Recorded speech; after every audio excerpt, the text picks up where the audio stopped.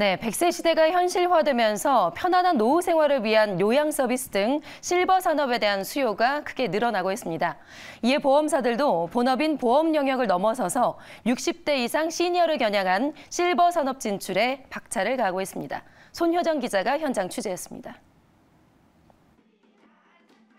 노년층을 대상으로 각종 편의 서비스나 요양시설 등을 제공하는 실버 산업. 최근 고령화가 심화되면서 노년층이 급격히 늘어나자 보험업계도 이 실버 산업을 새로운 먹거리로 점찍고 시장 공략에 나섰습니다. 신한라이프는 요양시설 건립부지 매입을 꾸준히 추진해온 데 이어 최근에는 자회사 신한금융플러스의 요양사업 부문을 신설했습니다. NH농협생명도 지난 2월부터 요양사업 태스크포스를 운영 중이며 이르면 올해 하반기 실버 산업에 본격적으로 진출한다는 계획입니다. 손해보험업계에서는 KB손해보험이 자회사 KB골든라이프 케어를 통해 수도권에서 3곳의 요양시설을 운영하고 있습니다.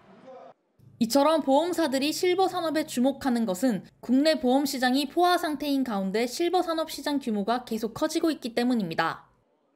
국내 실버 산업 시장 규모는 2020년 72조 원에서 2030년 168조 원으로 133% 이상 늘어날 전망입니다. 특히 보험사는 본업인 보험 영역을 활용해 실버 산업과 시너지를 창출하겠다는 전략입니다.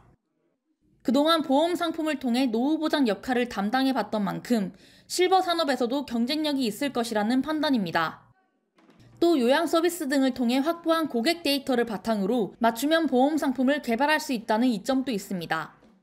생애 전반에 걸친 위험 보장 노하우를 갖고 있는 생보업계가 요양 서비스를 제공한다면 기존의 보험 상품, 헬스케어 서비스와 연계해서 시너지 효과를 창출함으로써 소비자에게는 양질의 시니어 서비스를 제공하고 다만 보험사가 현행 규제 때문에 실버 산업에 진출하는 데 어려움이 있다는 우려도 나옵니다. 대표적으로 30인 이상 요양시설은 사업자가 토지와 건물을 직접 소유하거나 공공부지 임차를 해야만 한다는 규정이 있습니다. 보험사들이 요양시설을 만들기 위해서는 토지와 건물에 대한 소유권 확보가 필요해 자본 확충에 대한 부담이 커지는 겁니다. 전문가들은 보험사에 대한 규제 완화를 통해 소비자의 선택권을 넓힐 수 있다고 말합니다. 국가적으로 봤을 때도 실버 산업에 대한 수요가 굉장히 많이 있거든요. 정부에 가지고 있는 실버 산업에 대한 규제는 개선이 필요합니다. 개선이 되지 않는 상태에서는 생보 산업이 진출을 할 수가 없고 소비자들에게 서비스를 제공할 수 없기 때문인 거죠. 실버 산업을 새로운 성장 동력으로 삼은 보험사가 시니어를 위한 양질의 서비스를 내놓을 수 있을지 주목됩니다. 매일경제TV 손효정입니다.